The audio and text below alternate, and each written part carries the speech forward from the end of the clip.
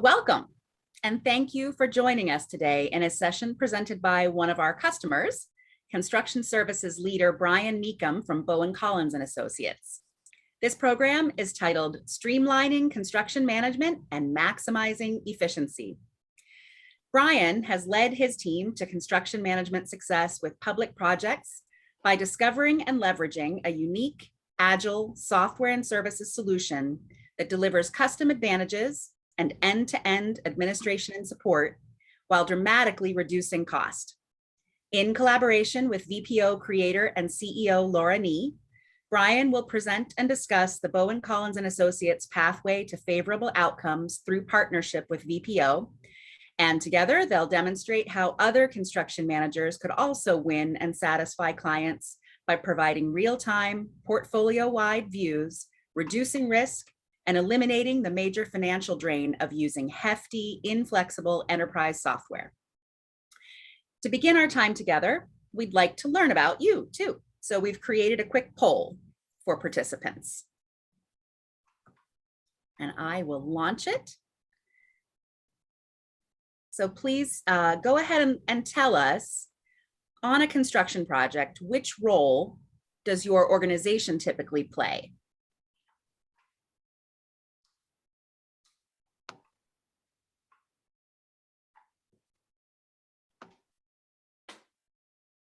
And then we also have a follow-up question, which is, in or with which market or industry does your organization typically work?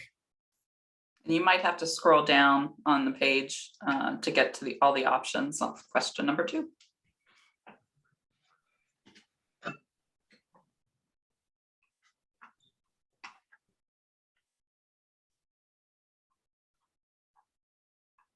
We're just going to give everybody a little bit more time to find the right spot for participating in the poll and submit their responses. Okay, I'm going to go ahead and end that poll now, so we'll all be able to see the results.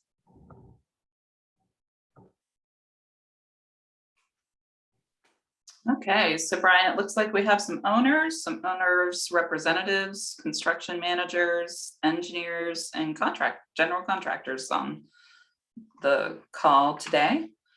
And lots of people from public works and commercial construction and facilities projects or industries. Great, okay, great. So thank you, Daisy. I'll take it from here. Today, we're going to walk through the Bowen Collins VPO journey, essentially. Brian's going to share what life is like before VPO, and then he's going to talk about the challenges of procuring a project management system and how daunting that task can be, and sort of the things that led him to VPO. And talk about the benefits of VPO and how that's affected his life moving forward after starting to use VPO. We'll spend a little bit of time also on a demonstration. I'll start by going through kind of our standard off-the-shelf or out-of-the-box template of VPO, what customers get when they first sign up with VPO. But what we thought we would do is show the customizations that Brian's organization has implemented with VPO, and have him show you his version of VPO and some of the things that he's changed or customized about this application. So this is a Zoom meeting. You're in mute mode. If you like to ask a question at any time throughout the presentation, you can use the Q&A feature within Zoom or the chat. Some people gravitate towards the chat first. So either is fine. Daisy will be watching for questions and we'll address them either at the end of the presentation or throughout. So without further ado, I will turn it over to Brian to talk about what life was before VPO. Great. Thank you for all joining. Thanks for the opportunity to talk about our journey. I think a lot of you remember the movie Groundhog Day back in the 1980s. Love that movie, still love it. But it's kind of like that before, VPO in our journey. But do you find yourself making a plan for the day you go through email, maybe a little social media, text messages, you get phone calls, a drop-in from a client, coworker, lunch, Teams meetings now, you know, an urgent task from a client or a call to come on site to look at a problem. And then at the end of the day, you find that you put out some good fires, maybe completed a task or two, but in the end, you've added more than you've completed. That's kind of how our day would go. And we need to find ways to add efficiencies, employ technology that we have, leverage automation, and utilize time-saving initiatives where we can take down frustrations. So for a minute, let's focus on project management. When I started, graduated from Utah State in '97 and started working professionally, we had handwritten project books to track everything. Everything was in pencil. If it was wrong, you had to scratch it out. You know, every landscape rock was documented, and everything was paid with meticulous scrutiny in our project books. Submittals in those days were handed to us in a stack of 5 duplicates. And then you'd use a stamp, and then you'd sign and write your written response. And then all that would go back in UPS and folders. And back then, we just envisioned a paperless future. Brian, are you going to show your plan book and drawings? Well, so, you know, for a typical project now, we'll have a few spec books and a set of drawings, sometimes appendix or two, you know, and then for me, I'm about half in the field and half in the office. And so a lot of the time, it's nice to have something that you can employ that is able to take what you already have on your cell phone, photos and such, and putting into play. And VPO has been a great saving employment of this, but there's got to be a better way than the way that we've done it before. And so I just had a few questions, you know, to get us there. And so the questions that we asked were, how would you like to have a more effective communication on a project? You know, how would we like to have an assistant that would help us with workflows? And to have project progress on your mobile device and take the project progress real time. So anyway, here's our previous ways that we would track our projects and communicate our projects. So with spreadsheets and keeping our logs of each of the different types of communications. And then you would email back and forth all of the documents. If they would fit, that would be if they would fit on an email. Sometimes they wouldn't, right? Certainly not a drawing file that's very large in nature. Yeah, so those big files, they, you know, ended up being paper sometimes. So through the years, Bowen Collins used spreadsheets, EA Doc.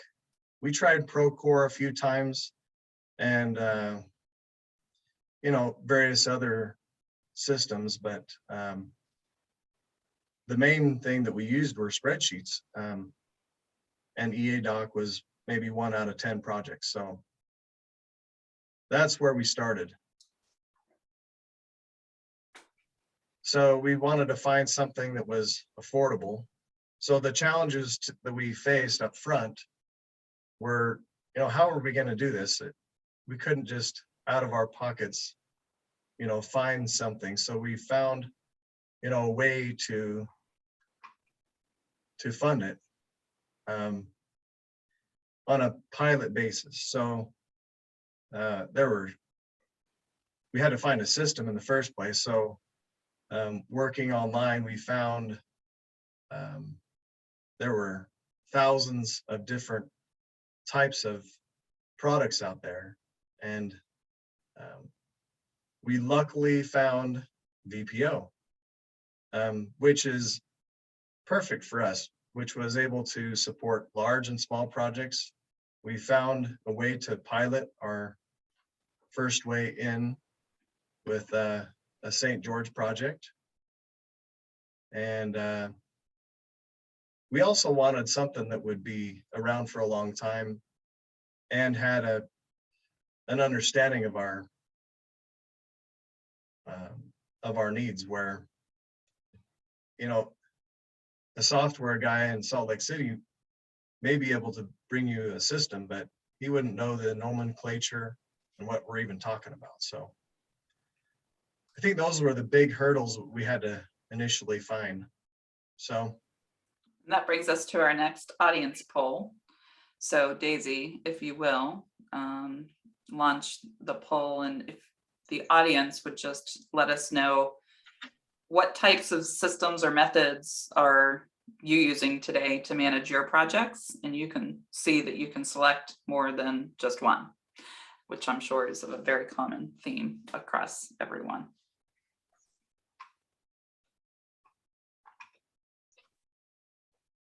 And Brian, while we're collecting those results, the other thing that this is a presentation that we had conducted for the American Public Works Association in Utah previously. And one of the things that you talked about was how unique each client is that you work with as a construction manager.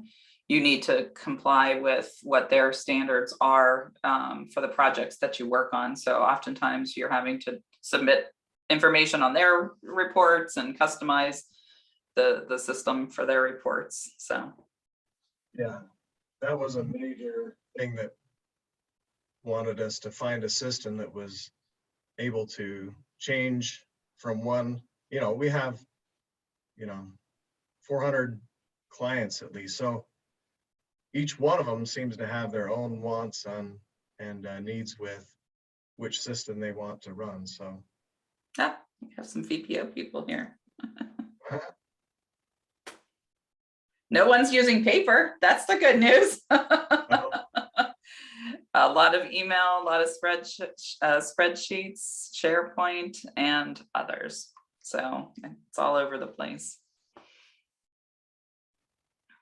All right, thank you.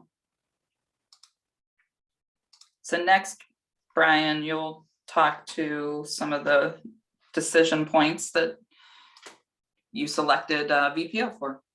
all right, so we wanted something that was not too complex. There's several systems out there that we've used in the past, Buzzsaw or project or contract management software that was just too bulky. That was a big one. And we wanted something that was, again, simple and easy to find the project status. And so the email was always a problem when you get to statusing things back and forth. I don't know how many times, but several times on projects, we would have clients that would have smaller email boxes. And so some of those emails didn't get even to the client. So that was a big deal. And then again, when we started, efficiencies end up paying for themselves. And so that's a big deal for us, was to find something that was efficient and affordable. And then automating, of course, we have this great technology that keeps up with us. So, running on the background of SharePoint makes total sense, where you can keep track of who's signed what status it's at, and everybody can see it real time. And then again, saying that in real time, that totally keeps the contractor, the project management team, and the client happy, so they all know where we're at. If there's additional costs or anything else, it just keeps it going. And all activities are on VPO that we use. So that was some of the desires we wanted in a system, and of course VPO has all of that, along with Laura's great knowledge in construction, where we're not talking to a programmer that has no knowledge of the construction field. That's a big point right there. All right, thank you, Brian. So, having worked with Brian and other companies as well, I think that people most appreciate the fact that, A, we're on a trusted platform. We run VPO within the Microsoft cloud environment. But customization is key with VPO when it comes down to it. So, what we were able to do is take Brian's specifications and the books, that he has for his projects, and we're able to build out a system for him that supports his clients' needs. And we're going to take a look at that when we look at the software. But, that's really what our customers appreciate the most, is the ability to customize. And it doesn't mean that all of our customers have to customize in the same way. Each customer is unique in our eyes. So, we developed a system that we can support our clients' needs and easily customize it. But we also don't want our clients to start from scratch. So as Brian said, we have a lot of years of experience working with engineering construction companies, and we give you a starting point. So that's what I'll be showcasing in this webinar in a little bit, as far as, what do you start with? And then you'll see with Brian what he ended up with in his projects. And certainly ease of use. Companies want something that's easy to use, because this is a collaborative environment now. Not everybody's working in their own silos and exchanging information back and forth via email. So having a centralized system and, enforcing the people that you work with to use it means that, it has to be easy to use. And also the fact that we support our customers and the people that they invite into the system. So what's nice about Bowen Collins in that, they're inviting all these people, their clients, the architects, the engineers, the subcontractors, the contractors who are working with them on their projects, but we help with the onboarding process for that. So we're able to help troubleshoot any issues, firewall issues that may occur during the invitation process. And anytime anyone has a question, they come to us, and leaves Brian to manage his projects more effectively. So we also administer the system for Bowen Collins. We really become an extension of their project management team, so that, again, they can focus on what they do best, which is manage their projects. So just to give everybody background as to our experience and where our journey, we got our start in 1984 as a Primavera reseller. I'm sure most people on the call are familiar with Primavera scheduling tools, and there was also a contract management tool and Primavera had been purchased by Oracle. But we saw a need in the industry for, and our first customer was a construction management firm who was looking for a simple solution for managing RFIs and submittals. They were working on a multi-prime contract type job, and they wanted to collect all the information from the contractors and get that over to the architect and engineers. So we were able to develop a module. Unfortunately, Primavera didn't cut it as far as the collaboration at that time. It was still meant for general contractors' use. But we were able to develop a solution built on a Microsoft platform, leveraging SharePoint, which is good at workflow management, but also document management. And so we grew by working with more and more customers on delivering our VPO product and solution. And today we're a full service organization. We provide full service solution. We provide implementation, administration, training, and support for our customers and their customers as well. So just to give you a flavor of the different types of companies we work with, it really our sweet spot, it tends to be more on the owner and construction management arena of companies or owners representatives, because really those organizations appreciate the customization, and customization for us is a quick fit. It's a quick deployment. So it's not as though you have to wait for all of our customers to want one specific feature.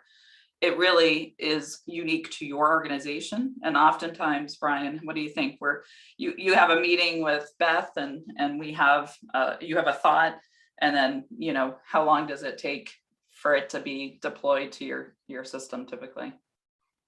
Sometimes the same day, sometimes the day. I mean, really, it's pretty quick, and that's really great, because who wants to wait around for something to be you know, repaired or whatnot so that it works right. Yeah. And so, you know, we work with a lot of different companies, and what you'll see when we get to the software is that we've kind of combined all of the different requests that have come in through the years from different customers and created a best practice template so that you can use it as a starting point. But at any point in time, we can customize it to meet your needs specifically. Well, and I think that's great, because from client to client, it differs even within our own company. From St. George to Salt Lake City to Jordan Valley or Central Valley. So we have so many different wants, you know, and the clients are happy to utilize their system, because they don't want to have you know, they don't want to have a punch list that is not their own, right? Their own form. So right, and that's what you were saying too, is the specifications that you work. Every client's a little different, right? So that's the challenge in your job. But if you can, you know, have any kind of customization for your clients, that's a better service from your perspective as a construction management firm. On the subject of responding to specifications of your clients, Brian, there's a question in the Q&A. I don't know if you'd like to address it now or maybe in another section of the presentation, but I just wanted to make sure you knew about it. The question is, have you set up BIM projects using ISO 19650 standards? that's a good question. And no, we have not had to have BIM set up on a project to the ISO format. No, we haven't. I understand the question, but no, we have not. In the past, we've consulted.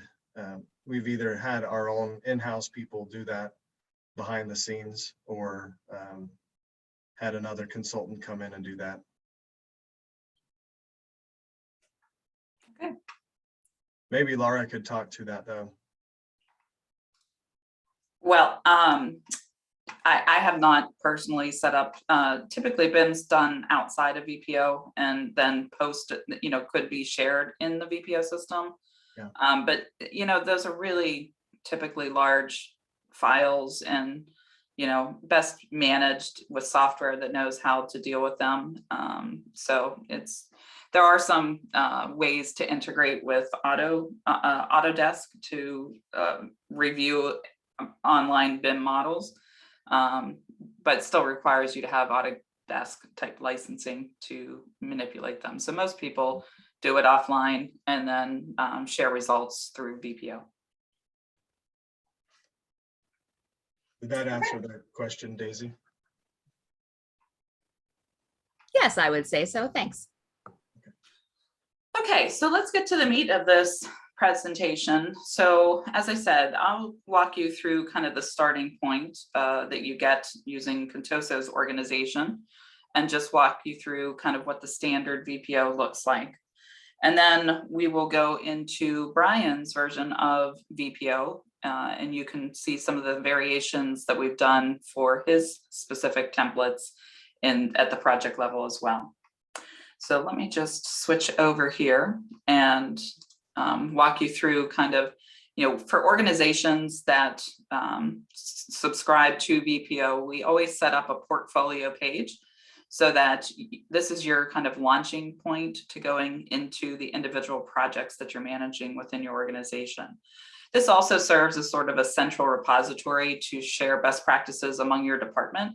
So you can have documents that are above any one project managed here, standards, guidelines, anything that you feel is important to be shared across any project. For companies that have nice looking projects, building projects, typically, we have the ability to add photos of the projects, and Brian's projects, as you'll see when we get to them, are very pretty. And then for customers who are managing a lot of projects, we typically will have kind of this project center location so that you can get information at a high level about a project. In fact, for different types of clients, typically owner organizations, they need to see across all the projects and even run reports across the projects because they're managing a program of projects. So you can have simple project activity reports where information at the detailed project level is being rolled up at the portfolio or program level. So we also have a link to any documentation that we do for customers is also listed here. You can always get quick access to our support team, either by going through our knowledge base for issues or contacting us directly. And then we also can integrate with Microsoft Project. So if you're looking to have a portfolio planning and scheduling application, Project Online, Microsoft Project sits with them in the same environment as VPO as well. And then again, our system is very secure. So security is really of high concern to all of our customers, especially when you have multiple organizations all logging into the same system. So we take security we take care of security for our customers by giving you a starting point as to what people that you invite will have access to and the type of access that they'll have. So if we go into a specific project, this will show you sort of the starting point that we give our customers. So we always start off with a homepage for the project. And when we get to Brian's project homepage, you'll notice it looks a little different than ours. So we can incorporate a nice rendering of the project on the homepage. We can incorporate our customers' branding, so your logo, the location of the project site, and then charts and graphs that represent things that you want your audience in the system to be able to quickly absorb where you stand at any point in time on the project, as well as project photos. Maybe there's thousands and thousands of photos on your project, but you want to really highlight a subset of photos so that people who don't have the luxury of going to the project site can see it right online. And access to key resources that are available on the project, as well as modules that you use on a regular basis and any news items that are relative to that project. So on the left-hand side of the screen, it will show you sort of our modules of content that we have at the project level. So we have project information, we have a directory of contacts at the project level so that you can see at any point in time who's working on your project and quickly have all their contact information at your fingertips.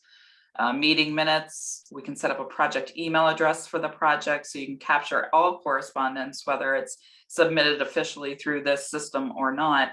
You can send all that correspondence to a project email address and have a searchable mailbox for the project correspondence. We also give our clients a digital notebook for capturing any type of free-form text or information or photos about a project. And then from a document management perspective, VPO is very strong in helping you organize your maybe internal documents that are for your eyes only, or drawings and specifications that are shared with everybody on the project. and the issuance of documents as they're being distributed to people, being able to track all that information in one location.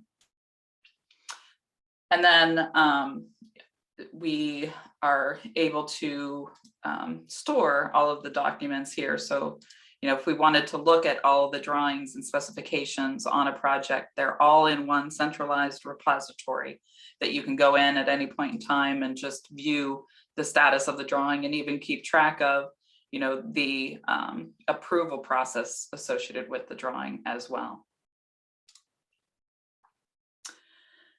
And then many organizations have their own kind of internal filing structure, and we can incorporate this as part of your standard system or template so that every project files documents in the same way as well. For companies that are involved with pre-construction as well as construction phases of the projects, we can sort of isolate out the design documents in one location, publish project schedules right from here as well. And then we have a standard job project cost or job cost set of modules that all kind of are interlinked to one another. So we give our customers a way to manage the budget, contracts and purchase orders being issued. We can even tie to your financial system, pull some of that information in. So purchase orders and invoices could come directly from your financial system. But then the change management always happens in the field or at the project level, so we can capture potential change orders that could turn into possible approved change orders for the project, as well as collect invoicing from the vendors or suppliers that you're working with, as well as general contractors who are submitting pay apps on the project. Then you have all your typical construction logs, so action items, RFIs, submittals, and keeping track of all the email notifications in one location so that you can verify or confirm that an email notification was sent out. So here's a list of our submittals on the project, and we have a whole workflow associated with this process, which Brian will talk to as well, where a contractor can submit the submittal formally through VPO, and you have a workflow. So we have a special field called ball and court, which is a people field, and also CC that allows you to direct this to somebody for review and approval.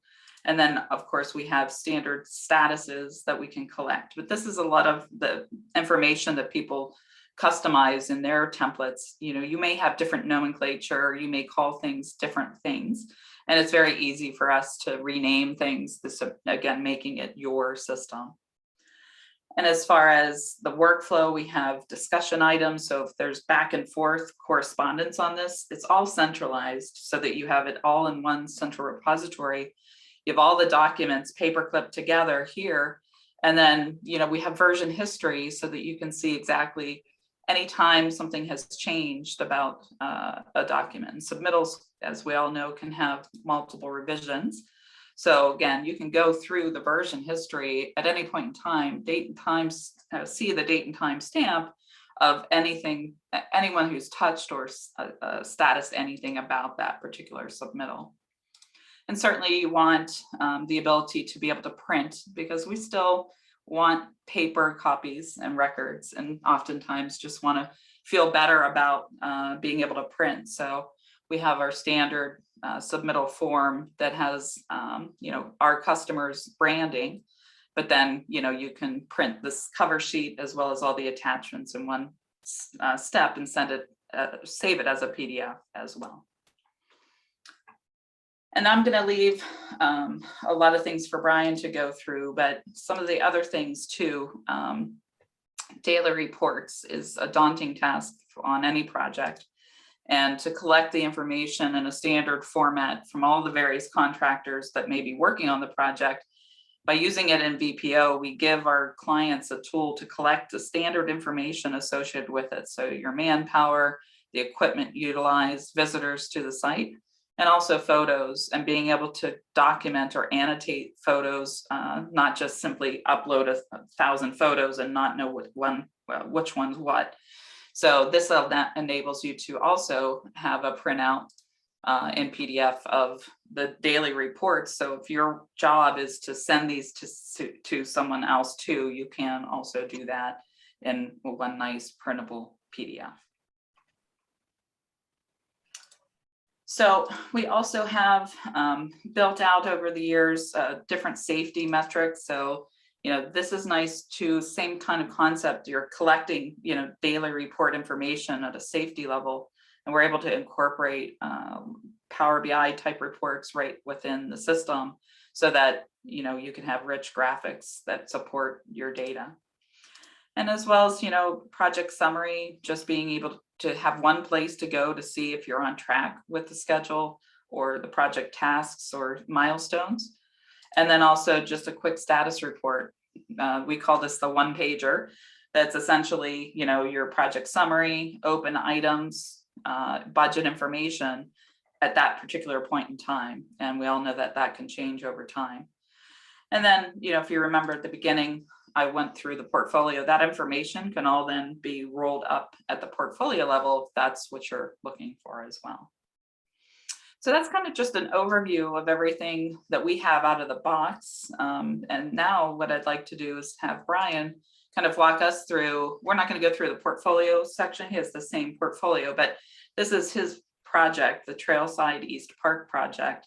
And he's going to walk us through some of the things that are a little different for his project, like submittals.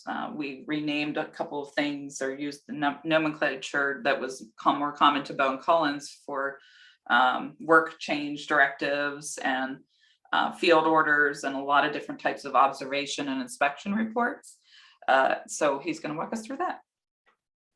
Okay. So take it away, Brian. All right, thanks, Lauren.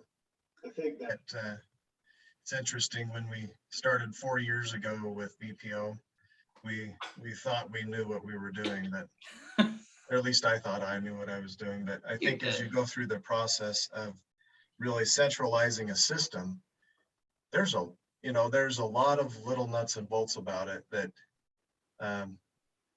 it doesn't just come to fruition overnight. And so this version here is a modern form version. This is the cutting edge of the site. And so this home page is showing our project in the modern forms. And this is a $6.7 million park up in the Park City area. And it is in the submittal phase. So we're about maybe 3/4 through our submittals, and they're starting to break ground, I think, end of February or so. So as far as showing submittals and what we've changed so that so you can see we have you can see the difference. Yeah, a lot of the same modules, but I think if you look at our submittals, this is where we've spent a lot of time, just because our nomenclature is a little different, and the forms that this prints out to look just like our contract form. So let me go to edit mode for you. Okay. So this is the concrete mix design. They sent this a few weeks ago, and we've reviewed it and sent it back. But if you scroll down, you can see that we've statused it as no exceptions taken, or approved, in other words, right? And these are somewhat different from our standard template as well. I can see that you have this custom list here. Yeah, this is under the EJCDC guidelines. And so, yeah, we just changed our wording to match that. And then you'll see that you can choose. So one of my items that I would talk about is submittal numbers. When you get into large projects, you don't want to just have your submittal numbers 1 through 1,000. You could just imagine what it would be to go back and find years later to go back and find. So you'd have to go look up your log and then sort through and find which one you wanted. this way it just goes back to the specification section and then the number associated with that. So it's quickly sorted that way through spec section. So we have it automated.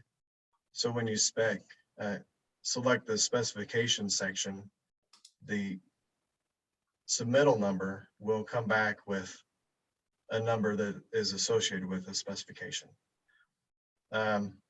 That's probably one of my favorite things about it, to find things in the future, or even on the job site, if you're looking for a concrete mix design and you're on site and you're trying to scramble through to find out what air content that, you know, that we need and so forth. It's great to be able to have that in your hand.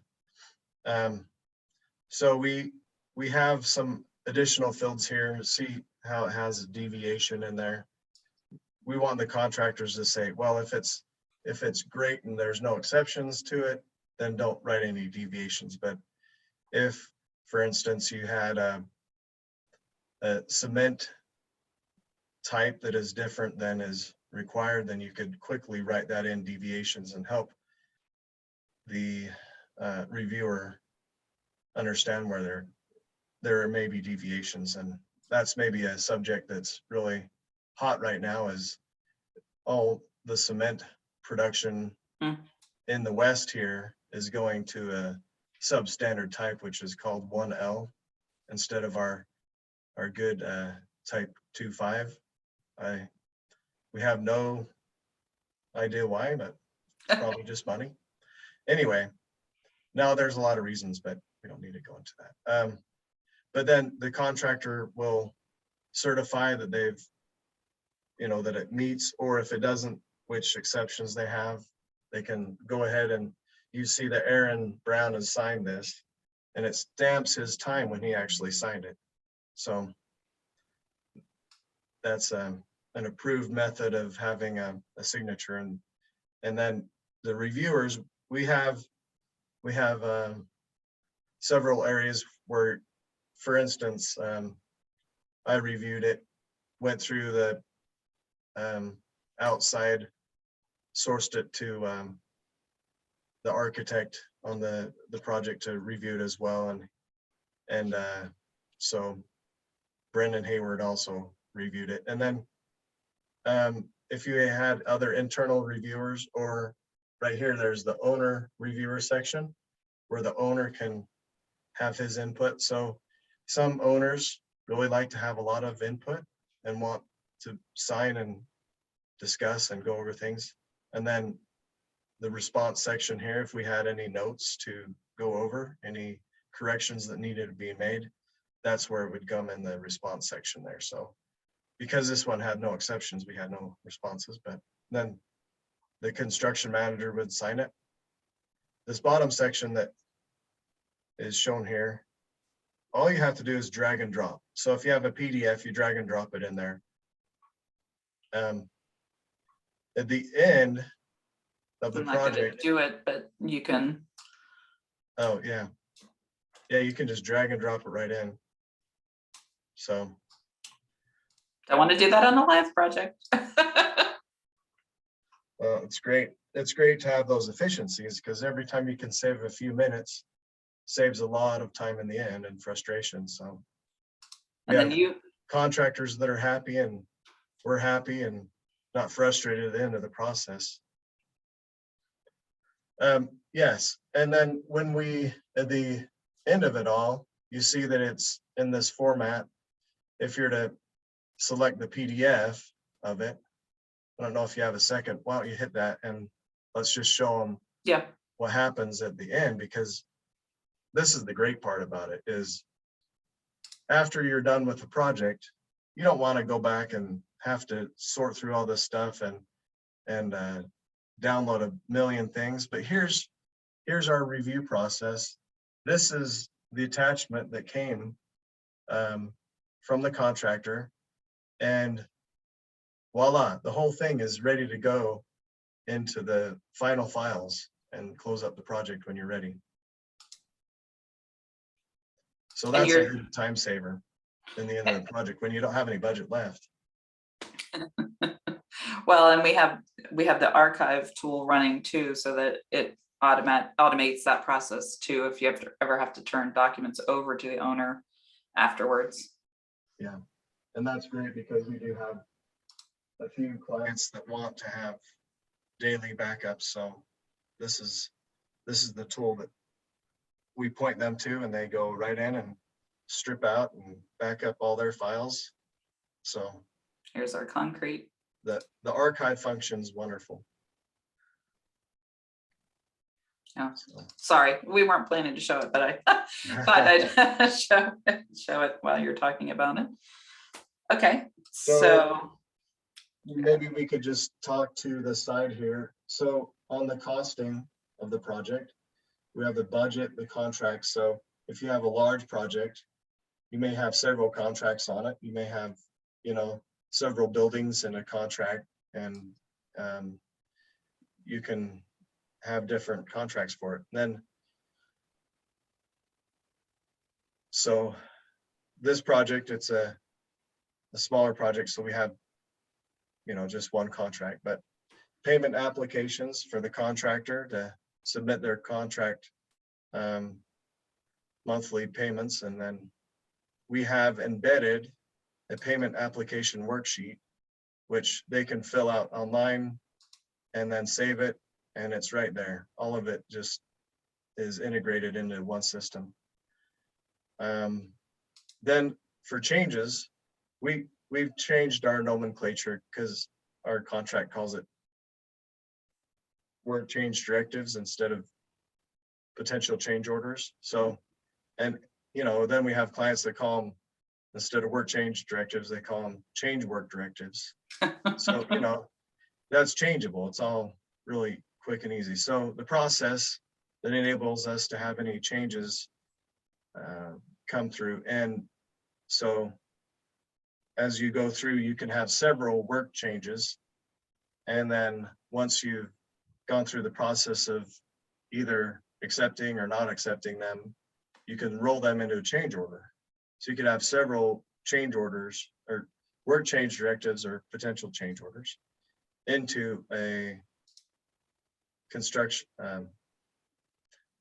into a change order. And it's all embedded in here. So that saves a lot of time. Instead of going to the, the printer, print it out. I don't know how many times before you went through, printed out a piece of paper, signed it, scanned it, and then PDF'd it to make it, a signed version, where that just takes a lot of time. Anyway, this is all integrated into a system. So she's just showing on the screen here how you can roll them in, but we don't have any work change directives to really roll in. So not yet. So far so good, right? But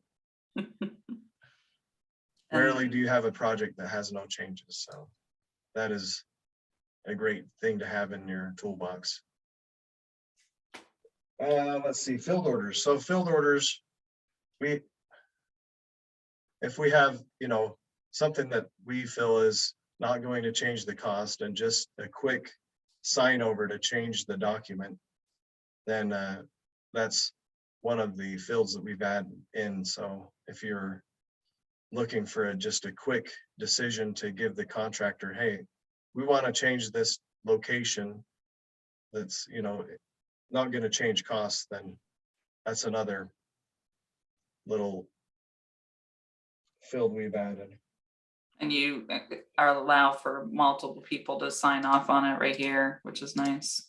Yeah, that's, and what we do is we have those so that only the contractor can sign some areas and only the owner signs other areas, so people don't sign over each other. But it's and you just saw there too where you can put attachments. So if you had the cost printed out from the contractor, you can quickly show where your costs come from. Field. So we have an observation report. It's not too different from your Contuso Mm-hmm. We've also added contractor daily reports.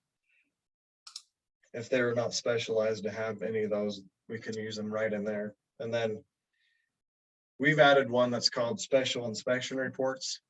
And if you're in the building industry, you know that special inspections are a pain to get through. And this has an item right in here where we can go through, check.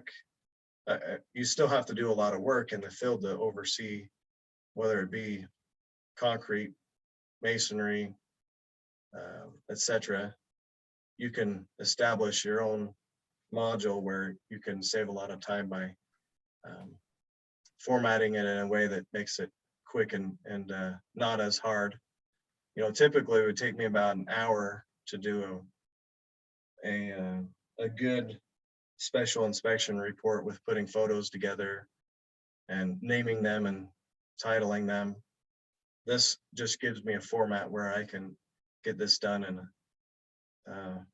several minutes and just give a good documentation of what it looks like at the end. So, and this is a part of your template too. So every project has this checklist, and you don't have to enter it, and it makes it more standard and consistent across modules, right? yeah, so, you know, if you have a junior inspector, he has this form right here. He can go through and make sure that he's done all of the checklist. Very cool. So, and it had a spot for photos, and of course, Laura knows I love my photos, so it's great to have a way to title them and put comments on them. And really, I think in the end, it's worth 1,000 words. Yeah. Well, thank you, Brian. That was lovely. Yeah, thank you, Brian. And do you mind if I jump in with a question from our participants? Sounds good. The question is, are the project participants, and I'm guessing that this person is talking about external users, are the project participants required to pay a fee for use of the VPO software? Not with us. The way that we structured it, when we first, I think this is a good discussion item, because at first we had to find a way to find a budget to implement VPO. So any other program would have cost money as well. So when we went to St. George, we had our first project down there, and we were able to find half of the cost to pay for the program was paid from our client with a water treatment plant that we had down in St. George. They paid half and we paid half of the cost. And so we were able to implement VPO in a pilot program from there. But 4 years later, now we employ it on all of our projects, and it's just our standard. So we don't make the contractor pay, and we embed all of our costs so that every client that we have has access to it. So that's just now, you know, it's hard to say, well, back then when we first started, you know, there's different ways that you can employ it, but we chose that we would pay half of the cost, and then the client paid half of the cost back then. Okay. And there's different structures, and Laura could talk to that, but you know, specifically it's so different from one organization to another. And you know, where we started out with 1 or 2 projects, I think one of our clients that became one of VPO's client was Park City, and they jumped in, you know, all feet in. So they all plunged in the pool at once. I think that would be tough, but anyway, you know, there's different ways to do that. Absolutely. Everyone's a little different. Okay. So this is your last slide, Brian. So if you want to go through some of the benefits and results, that would be great. Well, so some additional benefits that we found while utilizing VPO is that it formalized our system. So because we had to have so many different ways to employ a system, this really helped us to format it in a nice, even process from project to project. Number two, the automated processes. So all the logs that you saw, whether it be daily reports, submittals, RFIs, they are all automatically logged, and it's a quick process to put those in a weekly format when you go through your meetings. So that makes communication on a project progress meeting go really quick. Communications, there's also in each of these processes, there's a way to communicate outside of the box as well. So you can right inside the program itself, you can communicate from a reviewer to another reviewer and say, look at this, please. And the contractor doesn't necessarily have to see those areas if you'd like to keep it just to a minimum so that it's not confused whether the contractor should move ahead, while it's still in the review process. Smartphone accessibility, that's a big item that it's great. I use it all the time, whether it be to find a phone number or to look up, case in point, on your concrete submittal, you can look up the specific concrete you're testing for in a few minutes, just to pull that up on your phone, and if you forgot. So that's a great thing. You can take photos and other things and utilize that right in your dailies. We're still figuring out a lot of this. This technology is great. It's saved a lot of time. It's saved a lot of grief, and clients are able to utilize that saving in our program, because we're saving time overall.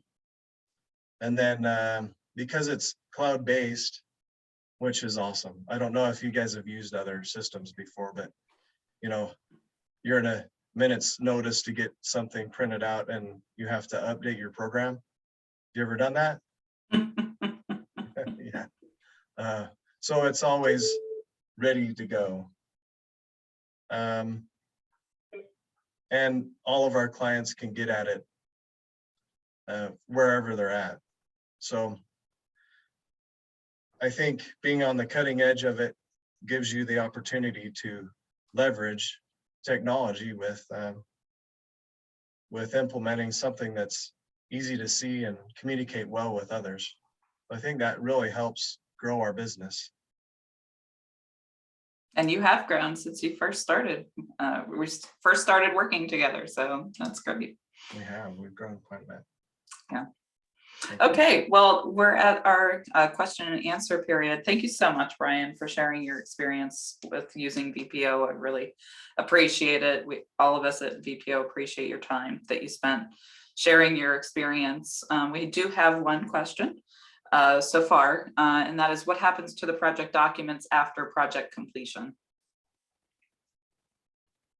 That's a good question. Do you want me to answer that?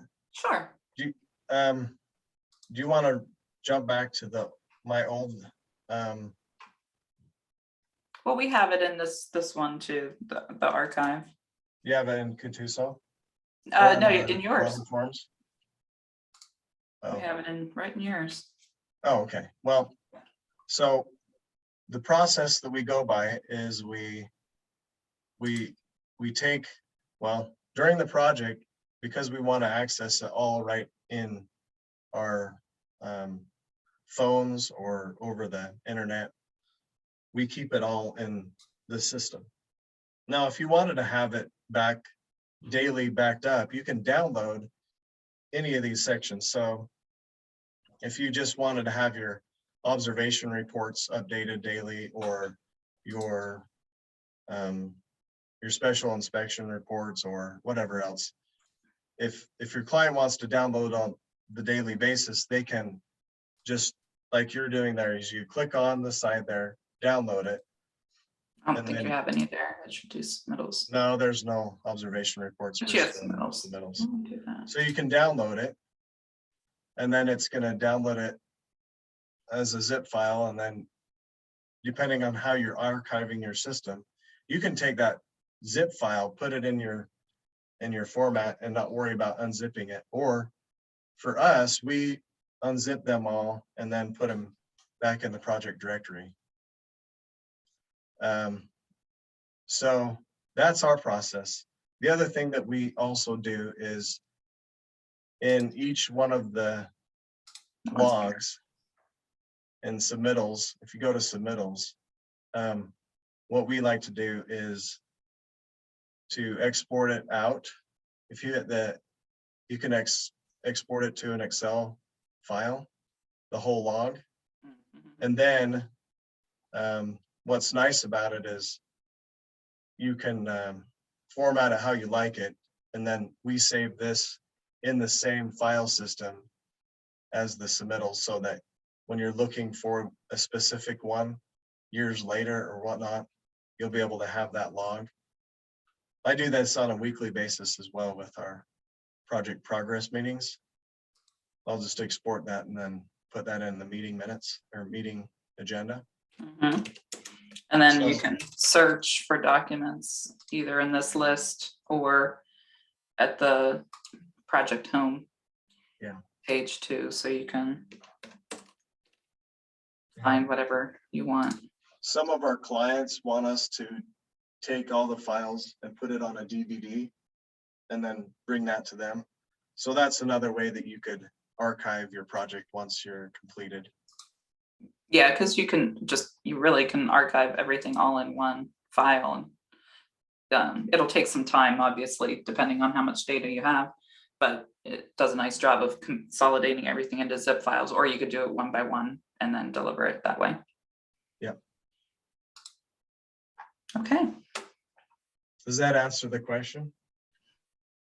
it does. Thank you. All right, so there are no more questions. So Brian, really just want to appreciate having you spend the time sharing your experiences. And if anybody has any questions, let me go ahead and put up Brian's information. You can feel free to reach out to Brian directly. Those were good questions throughout the call. So if you have any questions, you know how to reach us, and even just connect on LinkedIn as well. So I appreciate your time. If you have attended, we will be sending out a link to the webinar so you can watch it again if you want to recall anything that was said. And then if there were other people in your organization who registered who couldn't attend, they'll get a link to the recording as well. So we'll get that out in the next day or two. And Daisy, thank you so much for being a gracious host. And I hope everybody has a great rest of their day. Thank you. You're welcome, and thank you both. Bye, everybody.